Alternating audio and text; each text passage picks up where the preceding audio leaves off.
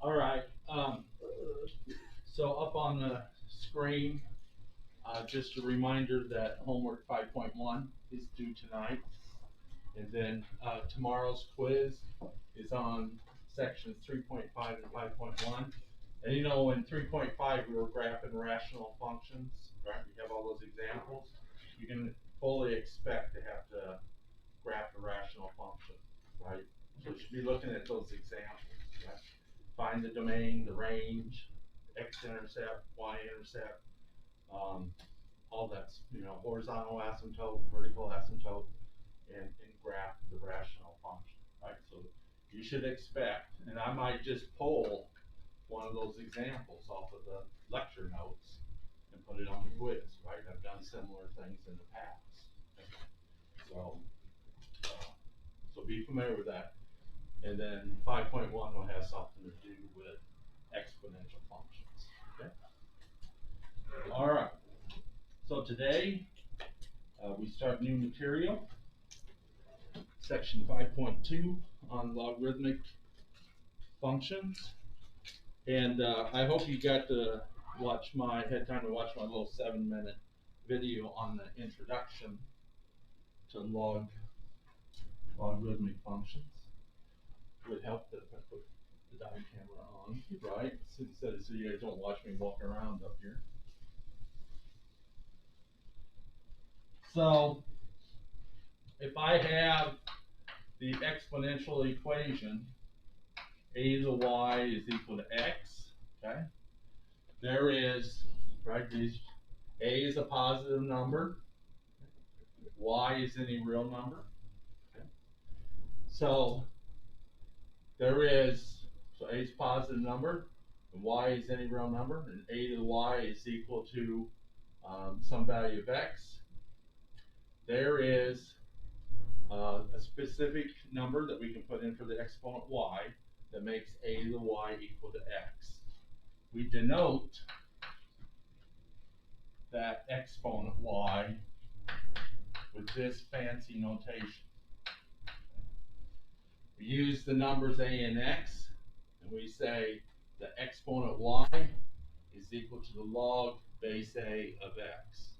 Okay, that's how we express that number that makes a to the y equal to x. Okay. So in my video, I think I used the example 2 to the y is equal to 5. So there is some number we can put in for y using the exponent that makes the left-hand side equal to 5. And we denote that value of y with the logarithm log base 2 of 5. Okay? So logarithms are just a fancy way of expressing this exponent. Okay? If we have the exponential function f of x equals a to the x, okay, you know a has to be greater than 0.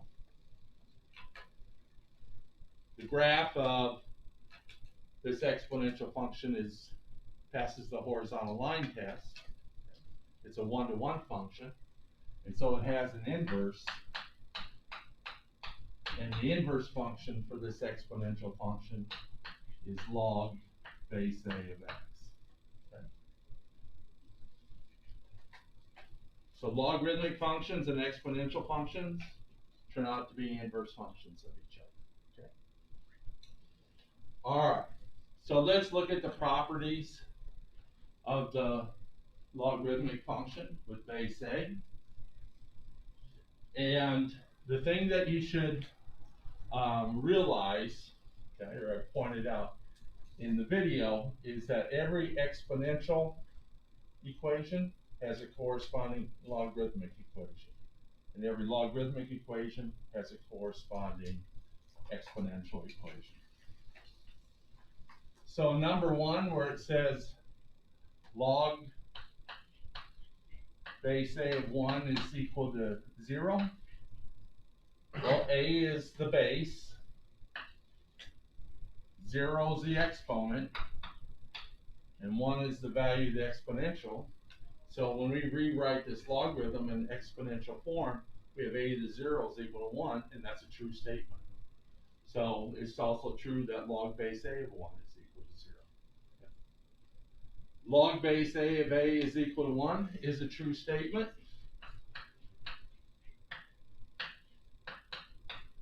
Right? A is the base, 1 is the exponent. So when we rewrite this in exponential form, we have the base A raised to the first power, the exponent 1, is equal to A. That's a true statement. So log base A of A equals 1 is a true statement as well. In 3, we have log base A of A dx is equal to x. That's a true statement. All right, A is the base, x is the exponent. And when I take this base A and raise it to the exponent x, it has to equal this, which is A dx. And so we just get A dx is equal to A dx. Anything is equal to itself. Okay. So this is true. So this is true. Log base A dx is just equal to x. And then lastly, we have A raised to log base A of x is just equal to x. Okay. That's a true statement because we started off with A to the y is equal to x, that exponential, with y equals log base A of x. Right, that's how we express this exponent. So if you put log base A of x in for y up here, you end up with A raised to log base A of x is just equal to x. Okay. So that's how you can verify the truthfulness of those 4 properties of logarithms. Okay. So let's apply those 4 properties to example 1. You're given log base 2 of 16. What's that equal to? Well, 16 is the same as 2 to the 4th power. And based on property 3 over here, where A is equal to 2 and X is equal to 4, that has to equal 4 by property 3.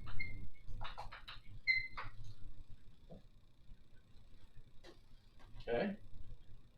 You see that? A is equal to 2 in this case. X is equal to 4. And so when we replace A with 2 and X with 4, you see that the left-hand side is just equal to X, 4.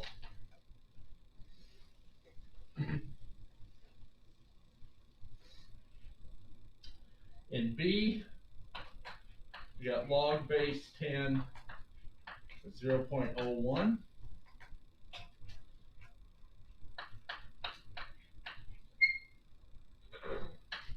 Well, 0.01 is the same as 10 to the minus 2 power, right? 10 to the minus 2 is equal to 1 over 10 squared, which is equal to 1/100, which is 0.01. So by property 3, right, A is equal to 10, X is equal to -2.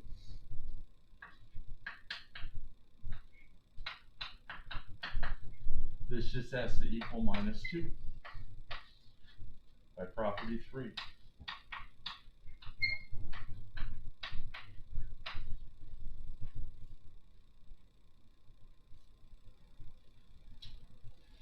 And then lastly in C,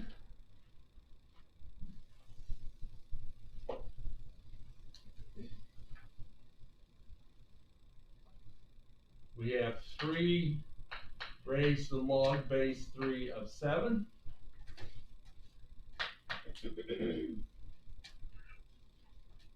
Well, this looks a lot like property 4, right? A is equal to 3, x is equal to 7. So 3 raised to the log base 3 is 7 is just equal to 7.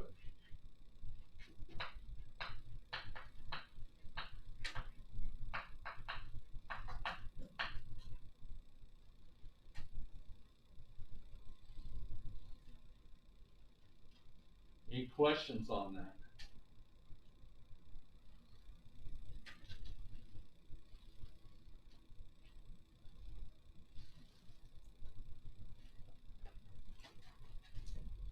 All right, let's take a look at example 2. Remember I said at the beginning of the lecture that every exponential equation has a logarithmic equation, and every logarithmic equation has an exponential equation. So in example 2a, we have 8 is equal to 2 cubed, right? That's a true statement. 2 cubed is equal to 8. So in this exponential equation, 2 is the base, 3 is the exponent, and 8 is the value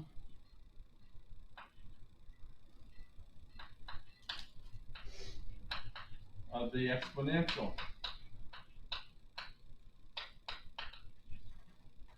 So logarithms, right, is just a fancy way of expressing this exponent, right, that equates the left-hand side to the right-hand side. So we have 3 is equal to log base 2 of 8. 3 is the exponent.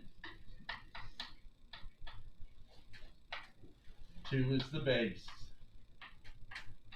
So the base of a logarithm and the base of an exponential are the same. Okay. What goes on the other side of the equal sign of a logarithm, right, is the exponent.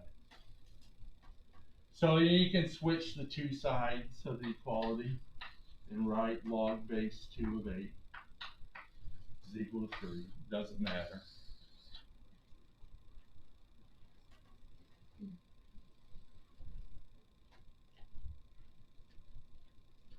In B,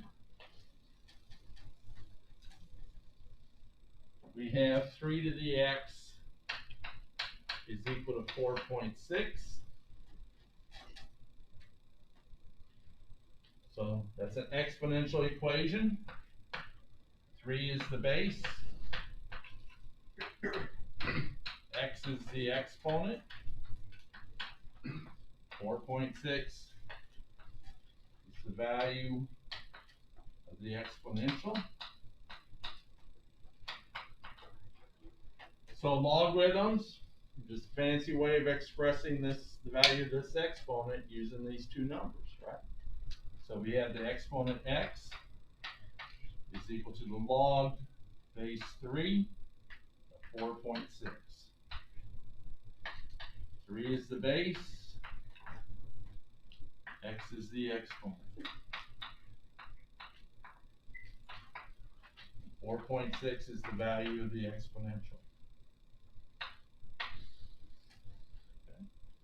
A lot of problems we solve, you got to be able to go from exponential form to logarithmic form and logarithmic form to exponential form. So if we want to know what the solution to this equation is, this is how we would express it. Okay. It's equal to log base 3 of 4.6. Then you would have to use your calculator to get a decimal value.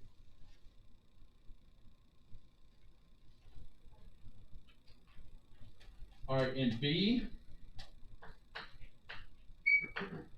we have log base 3 of 9 is equal to 2. What's that in exponential form? Yeah, 3 is the base.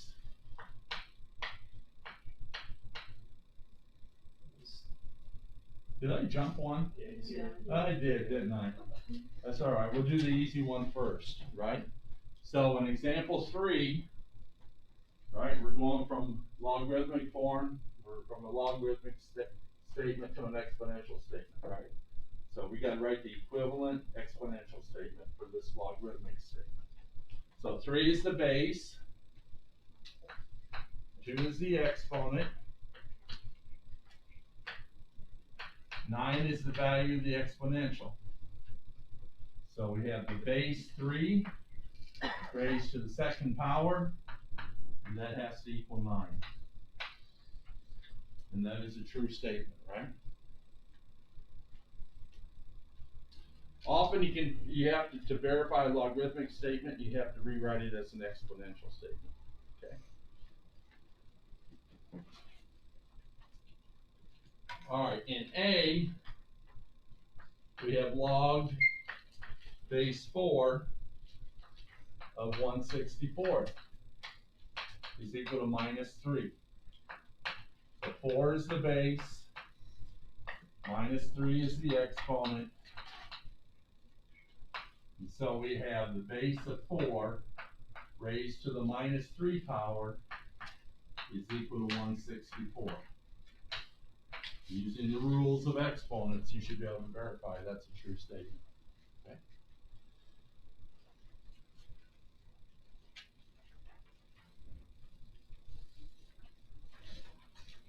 Any questions on that? Okay. All right, so flip over your page to page 2.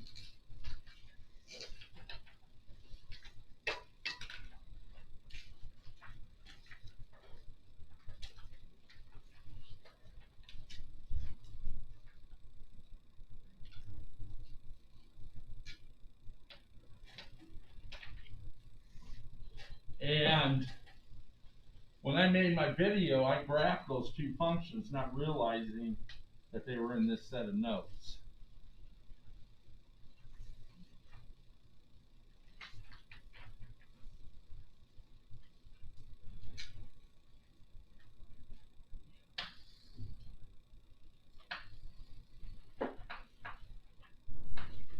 So in section 5.1 lecture notes, we graphed f of x equals 2 to the x.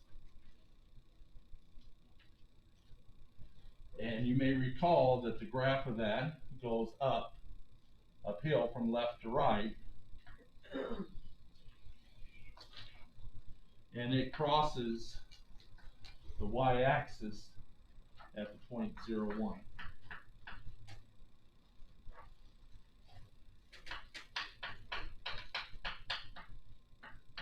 And graphing that function, right? We plotted some points. The point 3, 8 is on the graph. And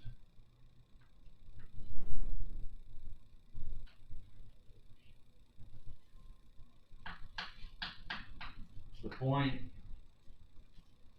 -3, 1, 8 is on the graph.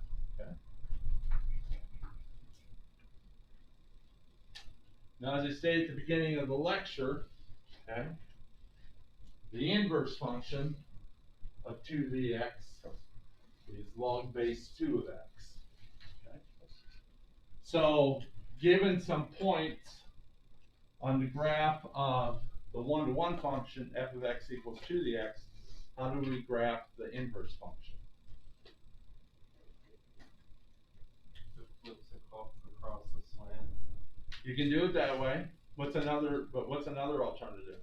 Switch the x and y. Yeah, just switch the x and y coordinates, right? So if the point 0, 1 is on the graph of f of x, then g of x is the inverse of f of x. So the point 1, 0 is on the graph of g of x. If the point 3, 8 is on the graph of f of x, then the point 8, 3 is on the graph of g of x. Now we're not going to get this drawn to scale by hand. Okay. And then if the point -3, 1, 8 is on the graph of f of x, then the point 1, 8 minus 3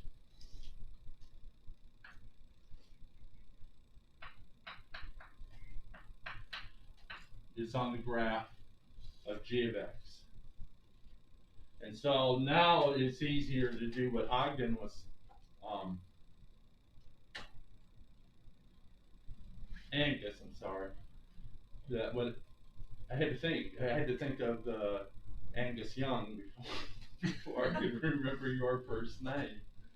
Okay, so now it's easier to flip this. You know that the inverse function and its one-to-one function are symmetric to each other across the diagonal line y equals x.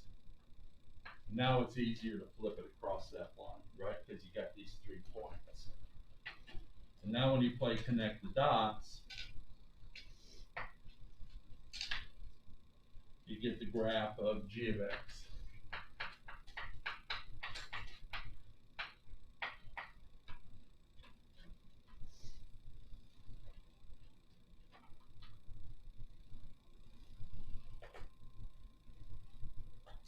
So the inverse function f of x equals 2 to the x is the logarithmic function g of x equals log base 2 of x. Okay.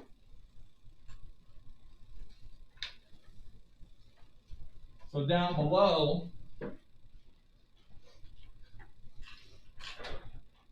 it says in general, right, graph these 2 functions. The first one, the base a is greater than 1, and the second one, the base a is between 0 and 1. So let's do the first one where a is greater than 1, because when a is, you notice that the base in this graph here is 2, which is greater than 1. So if the base is greater than 1, the graph is going to have this shape to it. Okay. Or excuse me, if the base is greater than 1, the graph of the logarithmic function is going to have this shape to it. Okay. So let's graph f of x equals log base a of x, where a is greater than 1.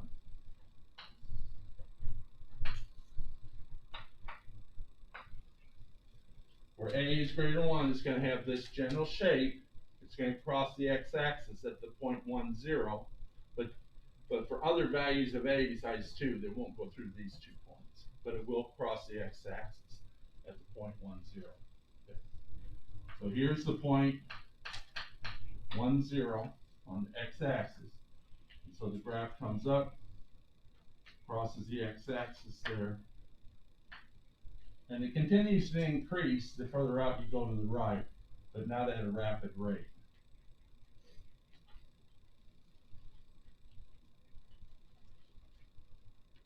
So if the base is greater than 1, the graph will have this shape. Okay? So the domain, remember when we talked about inverse functions in section 2.8, I believe it was? The domain of the inverse function equals the range of the one-to-one function. And the range of the inverse function equals the domain of the one-to-one function. So the domain for this one is equal to the range of the exponential function. Okay? And the range of the exponential function is 0 to infinity. And you can see over here that the domain is from 0 to infinity. There are no negative values, right? There are no y coordinates with negative values of x. In fact, there are no y coordinates where x is equal to 0. So the domain is 0 to infinity. X has to be greater than 0. Okay? So what this is telling us is you can't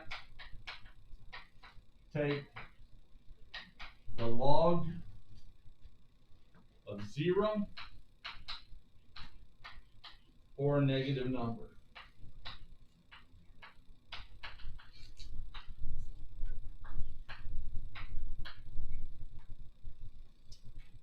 The range, there's no minimum y coordinate, there's no maximum y coordinate. right? And it goes down forever here, and then the further out you go to the right on the x-axis, the farther up the graph goes. So the range is minus infinity to plus infinity.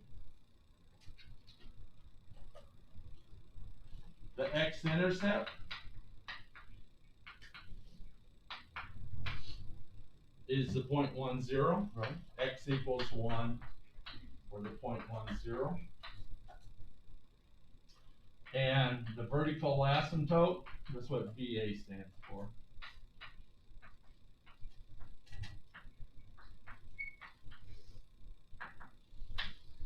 The exponential function has a horizontal asymptote of y equals 0. So the inverse function has a vertical asymptote of x equals 0.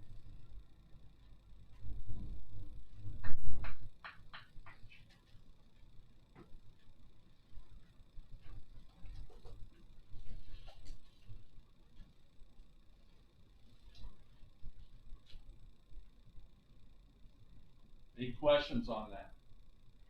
So that's the general shape of the logarithmic function when the base a is greater than 1.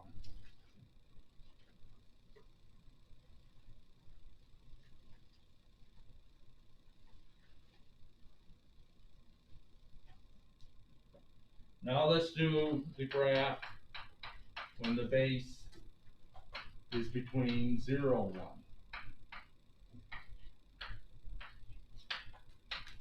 Now remember when we were graphing the exponential functions, if the base was greater, a was greater than 1, the graph went up from left to right.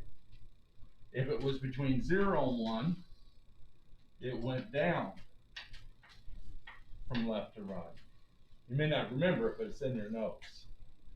And we said you could get this graph here just by flipping this graph here over the y-axis. Well, it turns out we can get the graph for the log function when a is between 0 and 1 just by flipping this one over the x-axis.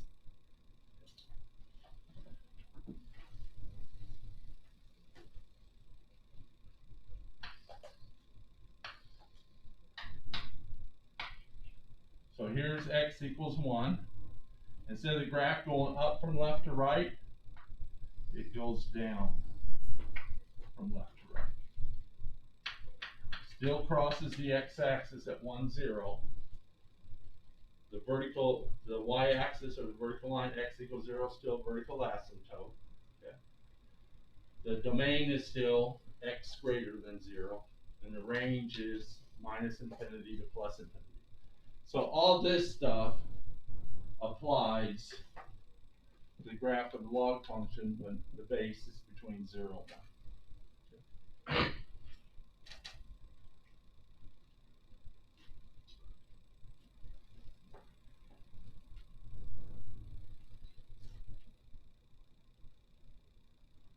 Any questions on that? All right, in example 5, we're going to graph a log function, right, that's a transformation on the basic log function.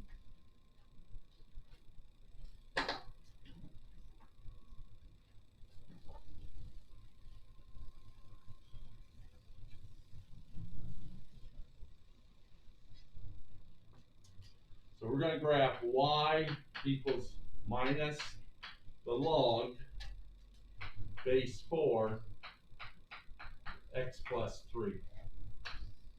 What does that graph look like?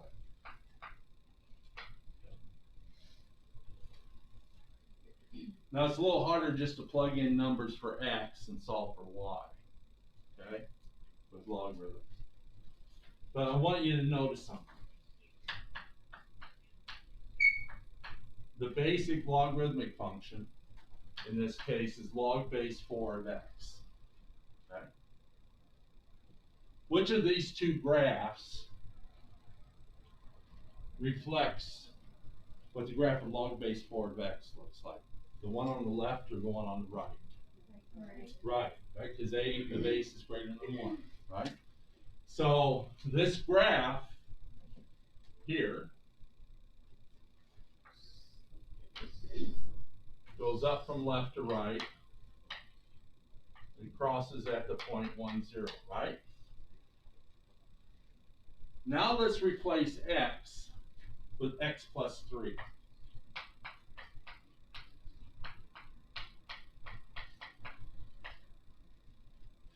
Replacing x with x plus 3 does what to this graph? Left. How many units? 3, right? So shift left.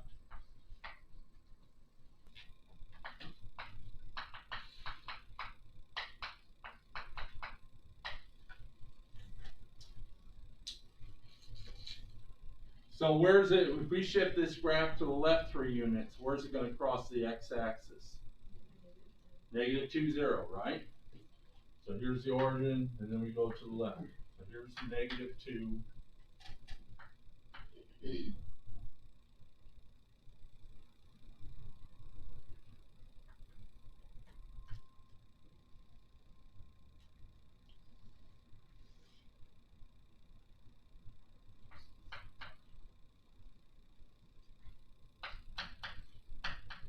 Negative 2, 0 on the x-axis, right? Now, let's take the negative of the right-hand side. So y is equal to minus log base 4 of x plus 3. When I take the negative of the right-hand side, what does it do to this graph now? Remember? What does it do? Yeah, flips it over the x-axis, right?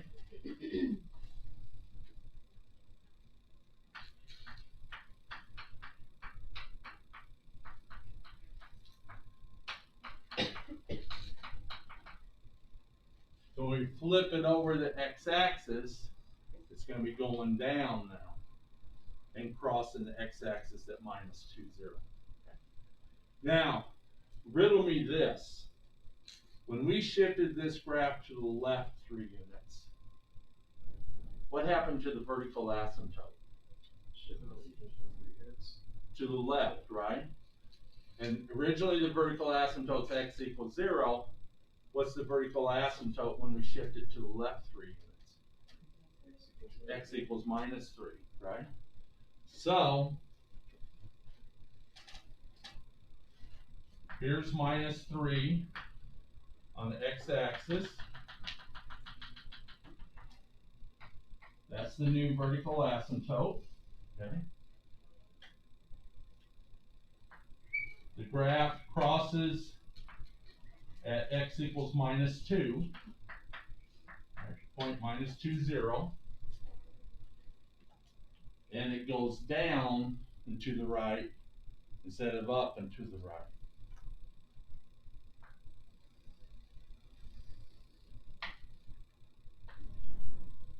And so that's a crude sketch, okay?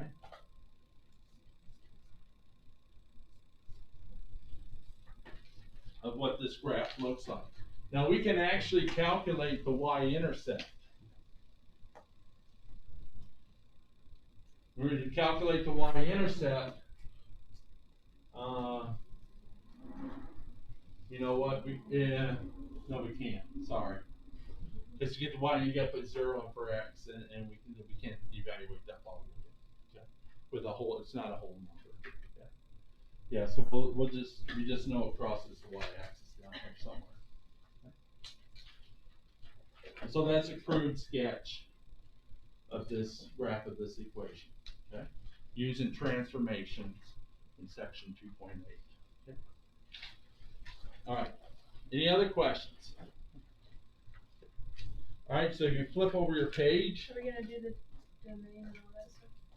Oh, it does state the domain range and asymptote, doesn't it? Sorry. I missed that completely. Okay. Well,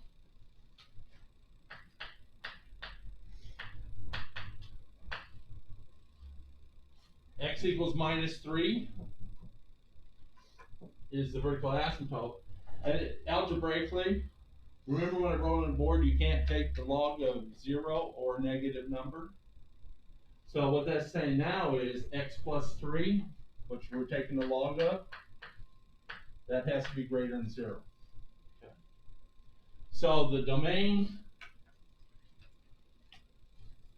of this function over here is x greater than 0, right? Because you can't take the log of 0 or negative number. And so this can't be 0. X plus 3 can't equal 0. It can't be negative. It has to be positive, right? X plus 3 has to be positive. So to find the domain, you just set x plus 3 greater than 0. And then you solve for x. The x has to be greater than negative 3. In interval notation, minus 3 to infinity. Okay.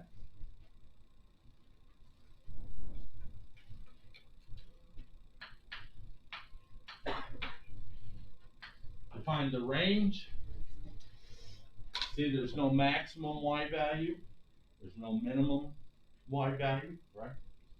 So the range goes from minus infinity to plus infinity. And we already deduced that the asymptote, vertical asymptote, is x equals minus 3. Another way to find the vertical asymptote is you take what's inside parentheses here, you set it equal to 0 and solve for x. If x plus 3 is equal to 0, or x is equal to minus 3.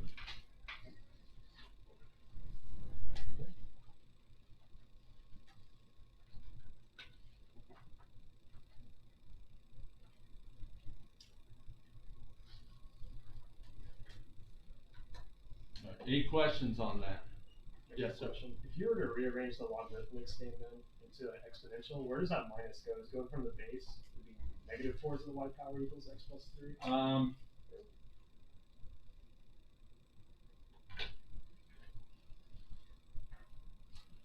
What I would probably do first, I mean, that's an excellent question, is if you multiply both sides by negative 1, or divide both sides by negative 1, you get minus y is equal to log base 4 of x plus 3, right? Oh, okay. So before the minus y. So you have 4, so when you go into a exponential, right, you have 4 to the minus y is equal to x plus 3. That's how I would personally do it, right? It would not be confusing, right? Because you don't care what's on the left-hand side. You do care what's on the right-hand side. That's a good question, okay? And so we get 1 over 4 to the y is equal to x plus 3. So it's hard to find the y energy. You know, you put 0 in for x. You can't, when you can solve them for y, there's no whole number, right? So you'd have to use your calculator. All right, that's a good question. Okay. All right, any other questions? All right, so now let's learn about a special logarithmic function.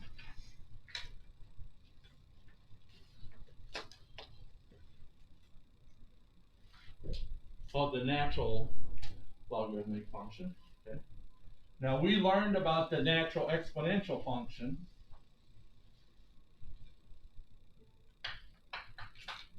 F of x equals e dx, right? That's the natural exponential function.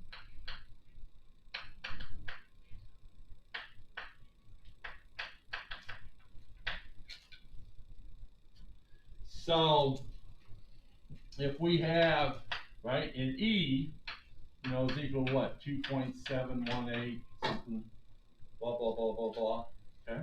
So e is greater than 0, right? So the function, I'll call it g of x, right? There's an exponential function with base e, okay? Log base e of x, okay? That's the natural logarithmic function. And because E is this special number, right? The natural logarithmic function gets its own special notation. We replace log base E with ln. And so this is pronounced ln of x. Now I'm old school. Where I come from, we actually used to just say log x. Okay?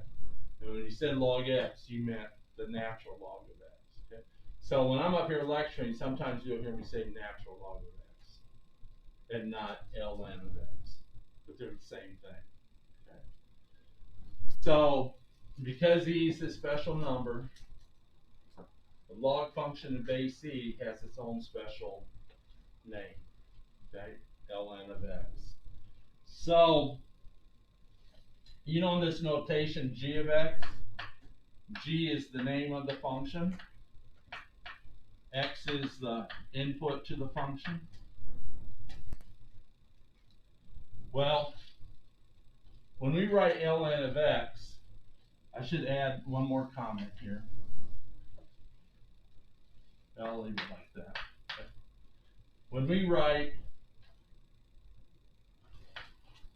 g of x equals ln of x, some students get confused and they think we're multiplying. We're not multiplying. This is a function with a special name. Okay? So g of x, ln of x is the same as ln of x, where instead of g being the name of the function, ln is the name of the function. Okay? So ln is a special name for a logarithmic function, and x is the input to that function. But because it has its own special name, we often just drop the parentheses altogether. And so you're taking the natural log of x just like you do g of x. Okay? G is the name of the function, x is the input. Here, ln is the name of the function, x is the input. Okay? Ln is just a fancy name for another function. Okay. All right.